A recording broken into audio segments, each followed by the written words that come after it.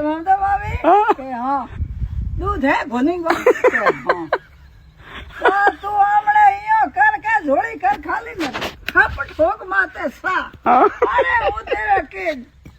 gas टकी जुगाड़ करूं ममता mummy बोली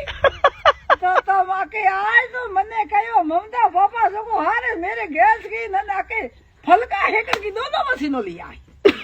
इयो नहीं जोड़े के ओके कहन के बे पर करो के हारे दिन उगे के रस्ता हुए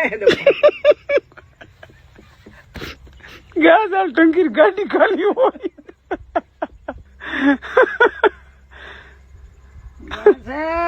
को गैसड़ा है तो यो ही कह दे के मम्मी मम्मी मेरे कहे उधर की थोड़ी कर दे खड़ी आई कह देगा तो मैं यो की करूंगा बता तू गैस का हाल ओढ़ा क्यों लो बतेगा ही कोई में न घोड़ी कही के हीरो के पीढ़ी तो सान ओढ़ा ले तो धने के पावे कौन कौन ओढ़ा लो